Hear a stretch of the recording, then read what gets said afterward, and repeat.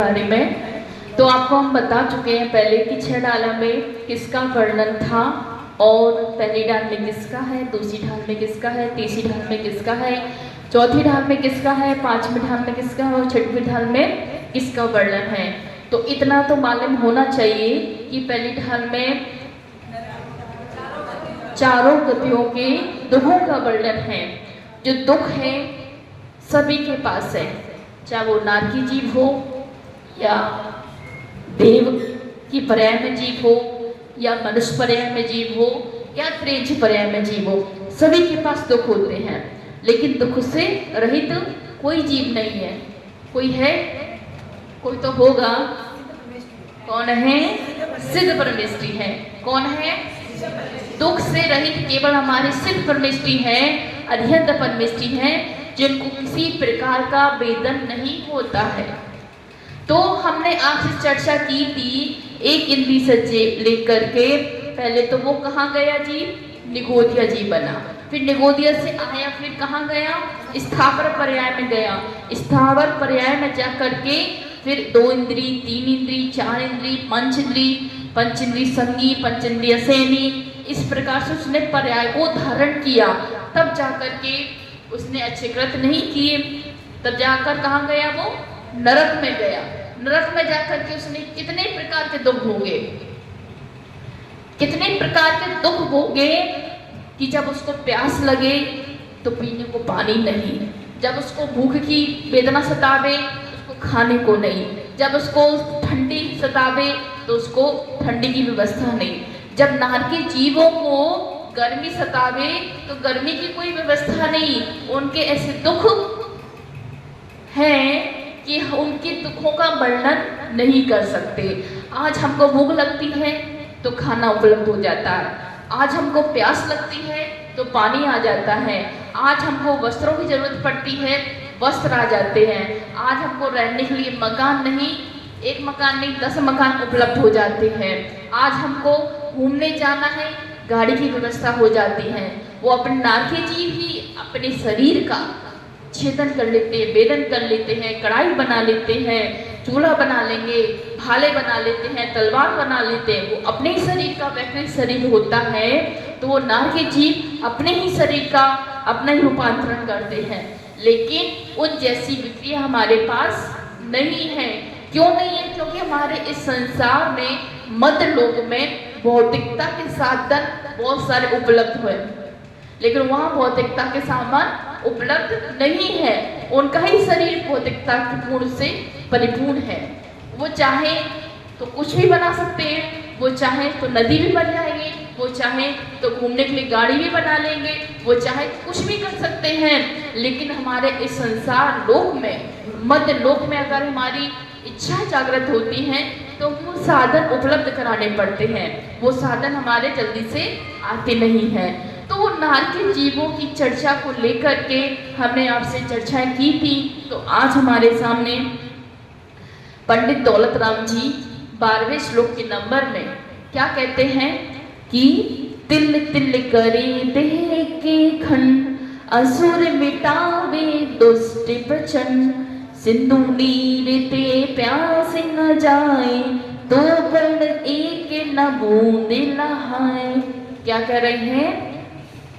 तिल तिल करे देह के खंड।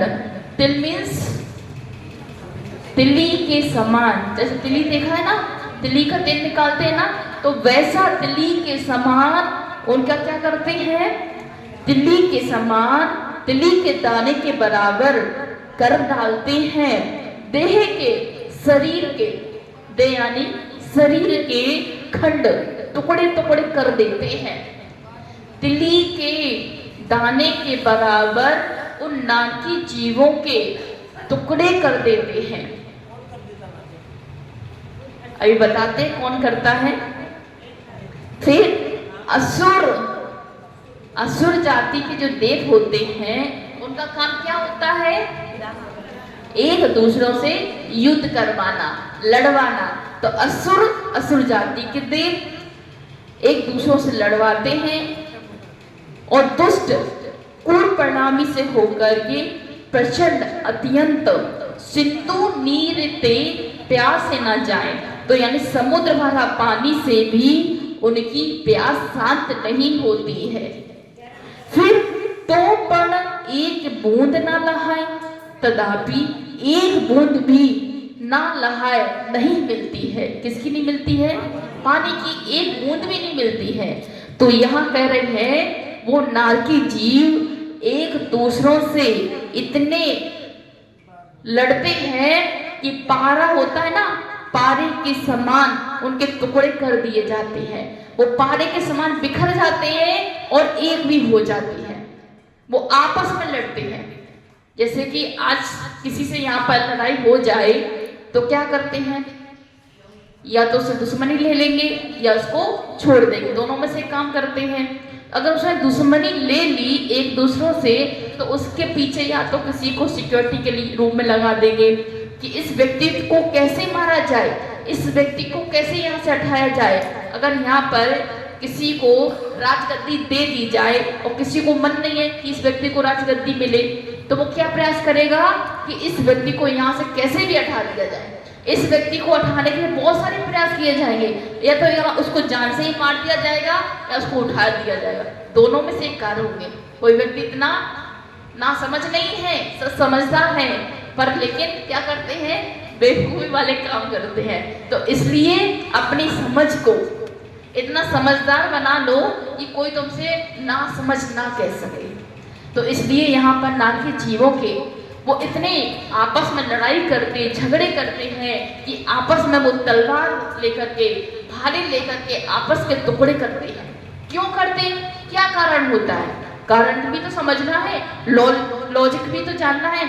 वो इसलिए लड़ते हैं कि जो असुर कुमार जाति के देव होते हैं वो वहां आकर के उन जीवों में आपस में कह देते हैं। उनको वहां कौन सा ज्ञान होता है? अवधि ज्ञान।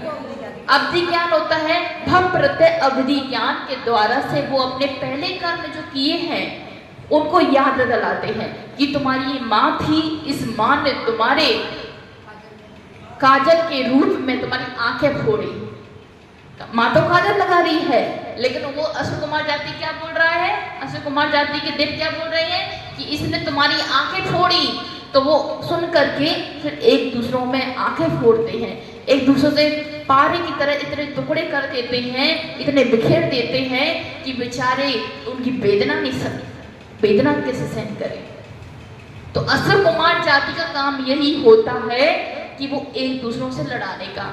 अब यहाँ मध्यलोक में देखो, मध्यलोक में भी संसार में हम सब प्राणी रह रहे हैं ना, यहाँ पर भी ऐसे एक दो लोग होंगे कि असुर कुमार जाति जैसा काम करते होंगे। करते हैं कि नहीं? अभी आपको पता होगा, हमको तो नहीं पता। सब हमारे लिए अच्छे हैं, सब प्यारे हैं, सब अच्छा कार्य करते हैं।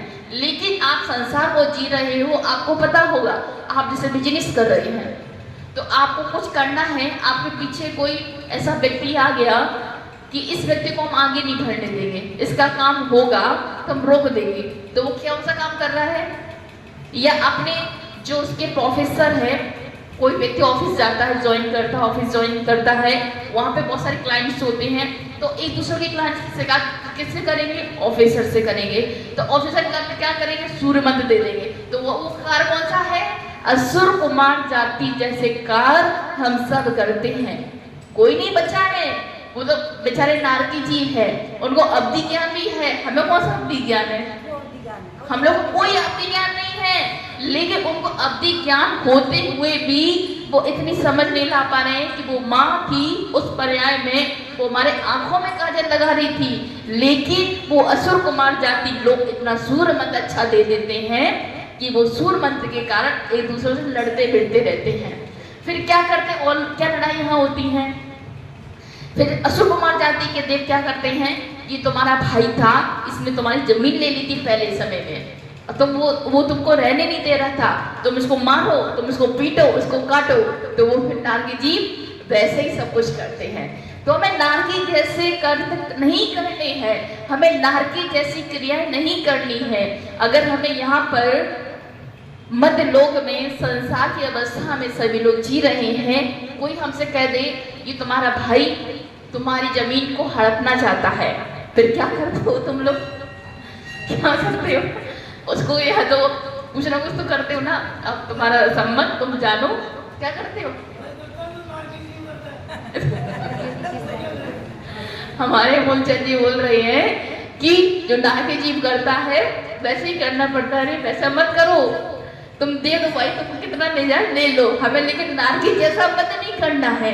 अगर नारकी में भी जाएंगे, नरक में भी जाएंगे तो वही सारा दुख भोगना पड़ेगा। हम क्यों नरक के पाप कमाएं? यही तो बतलाना चाह रहे हैं पंडित दौलत राम जी। अगर भाई ने तुम्हारी जमीन ले ली, अगर तुम उसको मारना चाहोगे तो कौन सा कृत करोगे, कौन सा पाप करोगे? नरक गति का पाप का बंद करोगे। तो इसलिए हमें नरक गति का बंद नहीं करना है। वहां जाकर भी वही भाई मिलेगा और हम भी मिलेंगे, तो फिर क्या असुर कुमार जाति के देव आएंगे, अरे भाई ये तुम्हारा भाई था, तुमने इसने तुम्हारी जमीन लेने का प्रयास कर रहा था और तुमने इसको मार दिया, तो आज फिर बदला ले रहा है। क्यों बदले के ऊपर बदला लेना? बदला छोड़ दो, बदला नहीं लेना। अगर बदला लेंगे तो बदले के चक्कर में बदले बदलते जाएंगे, लेकिन संसार में फंसे रहेंगे, संसार से पार नहीं होंगे। तो यहाँ पंडित दौलत राम जी आपसे इतना कह रहे हैं कि हे ज्ञानी आत्माओं, आप बहुत ज्ञानी हो, लेकिन ज्ञान को समझो, ज्ञान को समझो, ज्ञान की बातों में मत बहको। ज्ञान की बातों में सब बहक जाते हैं, लेकिन जो मूल ज्ञान होता है उसमें उतर नहीं पाते हैं। बस बाहर की चर्चा में बहुत हम इंजॉय कर लेते हैं, हम इतने ज्ञानी हैं, हमने इतने स्वाध्याय कर लिया, इतने ग्रंथों का ये कर लिया। एक शास्त्र पढ़ो, एक शब्द पढ़ो, एक लाइन पढ़ो, लेकिन अपने अंदर में उतारो। जब तक हम अपने अंदर में नहीं उतारेंगे तो तुम्हारा पढ़ा हुआ कितना भी शास्त्र हो वो काम का नहीं है। हम लोग पढ़ते हैं पर इतना पढ़ते हैं कि हमारे काम आ जाए, इतना नहीं पढ़ते हैं कि बहुत विद्वान माता जी है, बहुत ज्ञानी माता जी है, अरे ज्ञान हो जाए। ज्ञान कितना भी कर लो, केवल ज्ञान कभी नहीं होगा। केवल ज्ञान कब होगा? जब 13वें 14वें गुण स्थान में आएंगे। अभी तो जो ज्ञान है केवल संसार की अवस्था से ज्ञान होता है, केवल आप सबको समझाने के माध्यम से ज्ञान होता है। जो ज्ञान अंतरंग से निकलता है वो जब केवल ज्ञानी बन जाते तब ज्ञान प्रकट होता है। तो अभी जो लेवल ज्ञान है, केवल ज्ञान नहीं है, लेवल ज्ञान है। जो लेवल ज्ञान है वो हम सब के लिए काम आता है, और केवल ज्ञान संसार के जगत के 3 लोगों के ज्ञान कराने में, कल्याण में काम आता है। तो केवल ज्ञानी होने जैसा पात्रता पैदा करो, लेवल ज्ञान होने जैसी पात्रता पैदा मत करना। लेवल ज्ञान हो जाए तो लड़ाई होती है, और केवल ज्ञान हो जाए तो निर्वाण होता है। तो केवल ज्ञान जैसी पात्रता को पैदा करें। और इसी में एक दृष्टांत आता है कि 3 पंडित थे, 3 प्रखर विद्वान पंडित थे। तो उन्होंने आपस में चर्चा किया कि आजकल के जितने भी पंडित हो रहे हैं आपस में मिलते नहीं हैं, आपस में वार्तालाप नहीं करते हैं। वार्तालाप कहाँ करते हैं? जब यह संगोष्ठी हो तो मिलेंगे, या किसी सभा लगाई जाती है तब मिलते हैं। तब वहाँ मिलते हैं तो क्या करते हैं? तुमने ऐसा कहा तो हमने वैसा कहा, शास्त्र में ऐसा आया, उस शास्त्र में वैसा आया। अरे आया सब तो तुम मान कितना रहे हो? तुम ना उस शास्त्र की मान रहे हो ना इस शास्त्र की मान रहे हो। कितना मान रहे हो? उतना भी नहीं मान रहे हो। बस क्या कर रहे हैं? तर्क वितर्क कर रहे हैं। तर्क वितर्क करोगे तो यहीं रहोगे, और तर्क वितर्क से रहित होगे तो परमात्मा बनोगे। तो 3 विद्वान थे, आपस में उन्होंने सोचा कि चलो हम 3 विद्वान हैं, पंडित हैं, हम आपस में आकर के वार्तालाप करेंगे। कुछ तुम हमें अपनी बताना, कुछ हम आपको अपनी बताएंगे, तो तीनों का सामंजस्य बैठ जाता है। आजकल के पंडित में से ही वो 3 पंडित थे, नाम नहीं, लेकिन वो 3 पंडित की बहुत ही विराटता थी, बहुत ही आपस में चर्चा करते थे, बहुत ही आपस में आना जाना, एक साथ संगोष्ठी करना, एक साथ उठना बैठना, एक साथ सब कुछ करना। फिर क्या होता है? पहले पंडित से पूछते हैं कि तुम जब प्रवचन देते हो तो तुम अपनी बताओ, तुम कैसे प्रवचन देते हो? तो कहता है पहला पंडित कि जब मैं प्रवचन देता हूँ, मैं इतना प्रवचन देता हूँ कि सभा को अपने बस में कर लेता हूँ। पहले पंडित ने बोला मैं इतना प्रवचन देता हूँ कि सभा को अपने अंदर में कर लेता हूँ, सारे जनता सारी प्रजा हमारे बस में हो जाती है। फिर पूछा क्या ऐसा कारण है कि तुम अपने आपस में सबको इतना अपना बना लेते हो?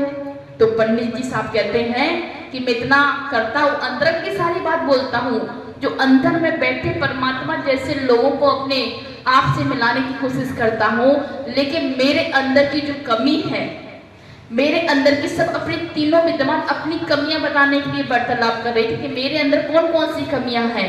तो पंडित जी, दूसरे पंडित जी बोलते हैं अपनी कमी तो बताओ, क्या कमी है आपके अंदर? तो फिर पंडित जी बोलते हैं कि मेरे अंदर एक कमी है, मैं कितना भी संसार को कितना अच्छा बना लूं और कितना भी अपना बना लूं, लेकिन मेरे अंदर की कमी ये है कि मैं खुद ही उसमें फंस जाता हूँ, मैं खुद ही विषयों में फंस जाता हूँ, मैं खुद ही राग द्वेष करता हूँ। जो इंसान जैसा है वो वैसे ही तो बोलेगा। अब जिसके अंदर पात्रता नहीं है तो वो कितनी भी बातें बोल ले, वो अंतरंग में नहीं उतारेगा। पंडित पंडित जैसी बात करता है और साधु साधु जैसी बात करता है, क्योंकि उन्होंने उस जीवन में जिया है, वो जीवन जी रहे हैं, ढोंग नहीं कर रहे हैं, वो जीवन जी रहे हैं, लेकिन आज के सैनन के अकॉर्डिंग वो अपनी सारी चर्याएं कर रहे हैं। अगर कोई व्यक्ति आके ये बोल दे ये साधु साधु नहीं है तो ये गलत है, ये गलत है, साधु साधु है। लेकिन आज सैनन का फर्क होता जा रहा है, सैनन में अंतर आता जा रहा है, जिसके कारण से मन में मुटाव आता जा रहा है। मन में मुटाव मत करना। उन विद्वानों की तो यही कमजोरी थी तीनों विद्वानों में कि तीन विद्वान अपनी कमजोरी बताने के लिए बैठे थे। पहले विद्वान ने तो बोल दिया कि मेरी कमजोरी ये है, मैं कितना भी भाषण दे लूं, प्रवचन कर लूं, लेकिन मेरे अंदर की जो कसाय है, विषय कामना है, आसक्ति का भाव है, राग द्वेष है, वो मेरे अंदर से नहीं जाता है, तो मेरा प्रवचन करना सार्थक नहीं है। फिर आता है दूसरे विद्वान की नंबर, दूसरे पंडित जी की नंबर आती है। फिर दूसरा पंडित ये बोलता है मेरे अंदर की कमजोरी है कि मैं कितना भी सभा में बोल लूं, सब इतने आनंद में उत्साह में विभोर हो जाते हैं कि वो हमारे पास दौड़े दौड़े आ जाते हैं, वो उसके पास दौड़े दौड़े आ जाते हैं। फिर वो पंडित जी कहते हैं कि मेरी एक ही कमी है, जब मैं प्रवचन करता हूँ तो मुंह में तम्बाकू लेके करता हूँ, जब मैं प्रवचन करता हूँ तो मुंह में गुटखा को दबा करके प्रवचन करता हूँ। तो अब क्या किया जाए, ये मेरी कमी है, मैं कितना भी प्रवचन करूं लेकिन मुझको चबाने के लिए कुछ चाहिए, मैं जब तक चबाऊंगा नहीं, मुंह में गुटखा नहीं डालूंगा, तब तक मेरा भाषण, मेरा प्रवचन अच्छा ही नहीं होगा। तो फिर क्या किया जाए, उसने अपनी गलती को बता दी। अब आती है तीसरे पंडित जी का, तीसरे विद्वान जी का नंबर। तो तीसरे विद्वान जी से पूछा जाता है अरे भाई तुम भी तो बताओ अपनी कमी, तुम्हारे अंदर क्या कमी है? तो तीसरा विद्वान कहता है कि मैं अभी आता हूँ, ठहरो, मैं अभी आता हूँ, ठहरो, मेरे को भी जाना है। तो वो कहाँ जाता है? फिर दोनों विद्वान आते हैं, अरे भाई रुको ना, हमने दोनों ने तो अपनी कमजोरी बता दी, अब तुम कहाँ चले, तुम भी तो अपनी कमी बताओ ना। कि अभी रुको ना, मैं आ रहा हूँ, मेरे पेट में दर्द हो रहा है, मेरे पेट में दर्द हो रहा है, मैं भी आ रहा हूँ ना। तो फिर वो दोनों विद्वान कहते हैं अरे भाई रुको ना, बताओ क्या दिक्कत है, क्या परेशानी है, कहाँ तुम इस समस्या को छोड़ के जा रहे हो? जब हमने अपनी दोनों की समस्या बता दी है और तीसरे भाई तुम कहाँ जा रहे हो, ये तो गलत बात है, ये नाइंसाफी हो जाएगी, इसलिए आपको बताना पड़ेगा। तो वो तीसरा विद्वान कहता है अरे भाई अभी मेरा पेट में दर्द हो रहा है, जब तक मैं ये सब बातें दूसरे को नहीं बताऊं तब तक मेरे पेट में दर्द होता रहेगा, जब तक ये सब बातें दूसरों को ना बताऊं तब तक मेरे पेट में दर्द होता रहेगा। तो मैं दूसरों को बताकर फिर आता हूँ, जब तक मैं नहीं बताऊंगा तब तक पेट में दर्द होता रहेगा। तो आज के लोगों की यही हालत है कि जब तक हम दूसरों को सुनते तो आराम से है, और लेकिन जब तक हम दूसरों को नहीं बताते हैं तब तक पेट में पैर में खुजली होती रहती है। तो इसलिए जीवन में किसी की भी सुन लो, किसी ज्ञानी की भी सुन लो, लेकिन बताना किसी को नहीं। तो आजकल विवाद इसी कारण से होते हैं कि पेट में दर्द इसी से होते हैं कि जब तक यहाँ की बात वहाँ नहीं करेंगे तब तक हमको चैन नहीं आता है। तो ये सब कौन से काम है? असुर कुमार जाति के काम है। वैसे उसकी असुर कुमार जाति के पेट में दर्द होता है तो वहाँ जाकर के वो नागी जीवों को आपस में लड़वाते हैं, झगड़वाते हैं और उनको तलवार धार से आदि से उनका घात करते हैं। तो ऐसा व्यक्तित्व हमें अपने जीवन में नहीं बनाना है। विद्वान होकर के ऐसी चर्चा करना ना इंसाफ है, अज्ञानी की दशा है। जो लोग अपने जीवन में, सुबह चर्चा आई थी सर्वार्थ सिद्धि ग्रंथ में पूज्यपाद आचार्य का लिखा हुआ है, तो उसमें बताया गया 6वें अध्याय का कौन सा नंबर सूत्र है? 12वां 13वां सूत्र। देखो हमारी विमला आंटी आती हैं और मनीषा आंटी आती हैं, रश्मि बहन आती है, तो साथ में बैठती हैं तो लोगों को पता है। तो 12वां 13वां नंबर का सूत्र है, उसमें बताया गया कि जीवन बुलबुले के समान है, जीवन पानी के बुलबुले के समान है और भोग तृष्णाएं इंद्रधनुष के समान है।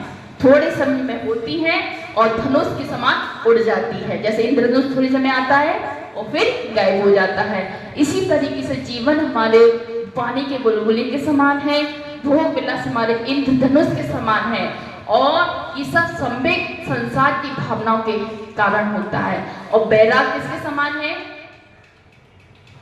बैराग, काय से बैराग झलकता है। काय को हमने सीमित कर लिया तो बैराग आता है और जीवन में हमने अगर संवेग को धारण कर लिया तो संसार से विरक्ति का भाव आता है।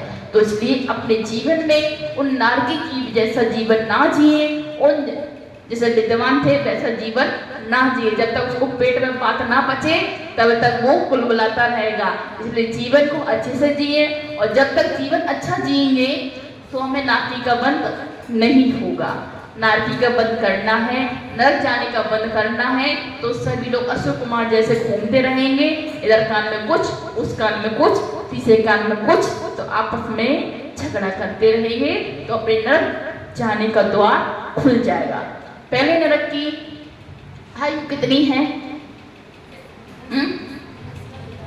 10,000 वर्ष की है। दूसरी नरक की आयु कितनी? फिर 10,000 वर्ष के बाद कितना आएगा? 3 सागर की। कितनी है? 3 सागर की।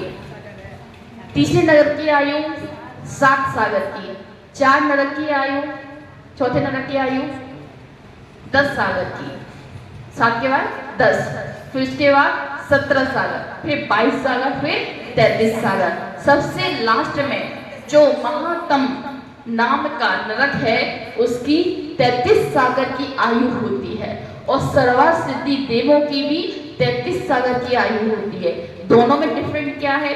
वो सर्वार्थ सिद्धि में रहते हैं देव, वहाँ का जो वातावरण है वो केवल ज्ञान का होता है। ज्ञान की चर्चाएं चलती हैं, बाकी सारी चर्चाएं नहीं चलती हैं। और इसके विपरीत अगर नरक का 7वां नरक देखा जाए तो वहां पर केवल लड़ाने झगड़े की चर्चाएं चलती हैं।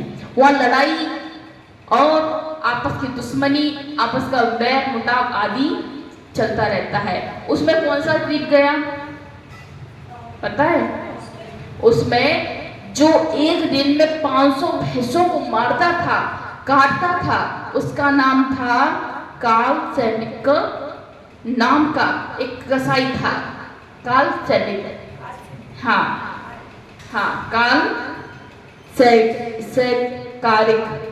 काल सैकारिक जो था जीव, वो 500 भैंसों को एक दिन में मारता था। तो इतना पाप किया, डेली करता था। अब क्यों करता था? वो उसकी प्रजा, उसकी राजा उसको अनुमति दे करके उसको ही काल करवाते थे। तो 500 भैंसों को मारने का जो पाप बंदा उस 7वें नरक में जाकर 33 सागर की आयु में जाकर के उसने व्यतीत किया। फिर एक नाम और आता है तंदुलमच्छ। तंदुलमच्छ तो सभी जानते हैं ना, बहुत छोटा सा होता है, कान में लगा होता है। महामत्स्य बहुत बड़ा होता है और तंदुलमच्छ उससे छोटा होता है। चावल से भी थोड़ा बड़ा, लेकिन उसके मन के परिणाम क्या होते हैं? उस छोटे जीव के परिणाम क्या होते हैं कि ये महामत्स्य उसके मुंह में सारा संसार समा जाए, वैसी योग्यता है। और हमारे उसके भावों के कारण से वो 7वें नरक में गया। जो महामत्स्य था वो केवल उसका मुंह ऐसा खुला रहता था, उसमें मछली आए जाए, कोई जीव जंतु आए नहीं खाता था। लेकिन जो तंदुर मत्स्य है, जो कान में लगा होता है, महामत्स्य के ऊपर बैठा होता है, वो ही सोचता है कि कैसा जीव है, इसके मुंह में सारा संसार समा जाए, ऐसी योग्यता है। पर अगर मैं होता तो मैं पूरा संसार को ही खा जाता, मैं होता तो मैं पूरे संसार को खा जाता, लेकिन इसके अंदर ऐसी पात्रता ही नहीं है। अरे भाई, पात्रता तो है लेकिन उसके मानने का भाव नहीं है। और तुम इतने छोटे से जीव जिसके अंदर ये भाव आ गए कि मैं होता तो पूरा संसार खा लेता। अरे भाई, उसके भाव के कारण की दशा कहाँ मिली? 7वें नरक में जाने को 33 साल की आयु व्यतीत करी। अब सभी लोग जानते हैं राजा शैणिक। राजा शैणिक के 2 पुत्र थे। कौन कौन था? कणिक और अभय कुमार। तो दोनों को राज सौंपने के समय आया तो उसकी माँ ने, कणिक की माँ ने बोला कि राज मेरे बेटों को मिलेगा, अगर नहीं मिलेगा तो मैं चली जाऊंगी, मैं नहीं रहूंगी, मेरे को राज चाहिए, मेरे बेटे को राज चाहिए। लेकिन वो कणिक इतना दुष्ट था, इतना निर्दयी था कि उसने ऐसे कृत्य किए कि वो 7वें नरक में जाकर के वो नारकी जीव बना। और जो अभय कुमार जो बेटा था, दूसरा बेटा, वो जाकर के स्वर्ग में देव बना। दोनों पुत्र एक ही बाप के थे, लेकिन कृत्य दोनों के अलग थे। एक बेटा नरक तो एक बेटा स्वर्ग। करने का फल सबको मिलता है, इसलिए कर्म ऐसे करो कि हमको अच्छे पुण्य से, अच्छे भावों से। अगर यहाँ आप बैठ के पूजा पाठ भी कर रहे हो ना, अगर आपके मन में कसाई भाव भी चल रहा होगा तो आपका पुण्य समझ लो, आपका पाप समझ लो। कितना भी तुम भाव से दिख रहे होगे कि हम बहुत महात्मा हैं, बहुत ज्ञानी हैं, बहुत ध्यानी हैं, बहुत अब से पूजा पाठ करते हैं, बहुत भगवान का अर्घ चढ़ाते हैं, अरे तुम कुछ भी मत करो, लेकिन भाव में कसाईपन मत लाना, भावों में राग द्वेष परिणाम मत लाना, भावों में ईर्ष्या जल मत लाना। अगर ये सब परिणाम रहे तो कहाँ का बंद हो रहा है? हमारा नरक गति का बंद हो रहा है। और चारों गतियों का बंद हमेशा चलता है, ये समझ लेना, चारों गतियों का बंद हमेशा चलता है। कब आपका कौन सी गति का बंद बंद जाए कुछ नहीं कह सकते। इसलिए अपने भावों को, अपने परिणामों को, अपने स्वभाव को अपने तक सीमित रखें। दूसरों को कभी नीचा मत दिखाना। नीचे दिखाने वाले हम कौन होते हैं? उसके खुद कर्म होते हैं, हम कुछ नहीं होते हैं। निमित्त बन जाएंगे लेकिन उपादान उसका होगा, उपादान उसका होगा। हम निमित्त बन सकते हैं लेकिन हमें निमित्त भी नहीं बनना। हम क्यों दूसरों के यहाँ पे टांग अड़ाएं? क्यों दूसरों के यहाँ पे ये गलत बोले? क्यों दूसरे के बारे में गलत सोचे? अरे हमारे सोचने के लिए तो भगवान है, हमारे सोचने के लिए भगवान के मंदिर में जा सकते हैं, वहाँ पूजा पाठ कर सकते। क्यों दूसरों के घर में ऐसा वैसा करे? इसलिए नरक जैसे कर्मों को आश्रम नहीं करे, जिससे हमें असुर जाति के जो देव हैं वो आकर के लड़ाने झगड़ाने का भी प्रयास करते हैं। अगर किसी के घर में कोई अच्छी सी सगाई हो रही होगी तो वहाँ क्या प्रयास किया जाता है? असुर कुमार जाति के देव आते हैं और 2-4 बातें कर करके मन को और माहौल को सारा तहस नहस कर देते हैं। इसलिए उन असुर जाति के देवों से बच के रहे और हमें नहीं करना ऐसा कार्य जो हमें असुर कुमार बनना पड़े। हमें नहीं करना ऐसा कार्य कि नारकी में जाकर, नरक में जाकर नारकी बनना पड़े। तो ऐसे भावना को भाएं, अपने जीवन में मंगल कामना भाएं कि हमको नरक का बंद नहीं करना है। आज आप लोग 5 मिनट, नियम है ये 5 मिनट जब भी आपको टाइम मिले, सोते समय या फिर कोई टाइम फ्री हो, उस टाइम पर 5 मिनट केवल ये भाव करना कि हमारे परिणाम कैसे चल रहे हैं, हमारे भाव कैसे चल रहे हैं, हमारे अंतर की जो मन की भावना है शुभ है या अशुभ है, किसी के बारे में गलत सोच रही है या अच्छा सोच रही है। गलत सोचे तुरंत स्टॉप कर देना, अच्छा सोचे तो उसके बारे में और अच्छा सोच लेना, लेकिन गलत जैसे परिणाम मत बनाना। नारकी जीवों जैसा आश्रम मत करना। 5 मिनट सोच लेना, सोते समय, बैठते समय, जैसे आप भोजन भी कर रहे हो तब भी आप सोच लेना, कोई दिक्कत नहीं है। हम लोग जब आहार करते हैं तो हम क्या आप लोगों को देखते हैं कि आप कौन सी मलाई बनाए हो, कौन सी सब्जी बनाए हो, कौन सा हलवा बनाए हो, सब बोलती हैं माता जी लोग कुछ नहीं लेती, अरे सब लेते हैं, सब खाते सब पीते हैं, जब भी तो चल रहे हैं। अगर कुछ नहीं खाते तो ऐसे रहते क्या? तो हम लोग जब आहार भी लेते हैं तो अपने मन में ये विचार करते हैं कि ये सब श्रावक इतना प्यार से हमको खिला रहे हैं कि कब इनका पुण्य आएगा कि ये भी अपने करपात्र में हार ग्रहण करें। तो ऐसे भावनाओं से भी आप लोग सोचें, जब आप किसी साधु को भी आहार दो तो ये सोचना कि कब तक हम साधु के करपात्र में हार देंगे, कब वो मेरा दिन आएगा जिस समय हम उन्हीं भेष को धारण करेंगे। तो ऐसी भावना के साथ आहार देना। सब अच्छे से अच्छा चल रहा है, सब पूरा लाभ ले रहे हैं। आहार में तो ऐसे बना बना के खिलाते हैं कि दुगने हम मोटे हो जाएंगे। यहाँ अगर इतना पानी यहाँ का भारी है कि जब हम आए थे तब इतने मतलब कि ठीक थे, और आने के बाद इतने मोटे हो गए हैं कि सबसे बड़े हम ही लगते हैं। तो इसलिए इतना मत खिलाना कि हम डबल मोटे हो जाए, इतना खिलाना कि हम मेरा बॉडी ठीक रहे। और हमारी माता जी बहुत पतली है इनको भोजन लगता नहीं, आगे पानी नहीं लगता है, पता नहीं क्या इनको है, खाती ठीक है लेकिन कभी इच्छा होती नहीं होती है, तो खाने की इच्छा ही नहीं होगी तो ये खाती ही नहीं है। तो इनको मोटा करना है, हमको मोटा नहीं करना है, हम तो ठीक है। जय बोले आदिनाथ भगवान की, महावीर भगवान की।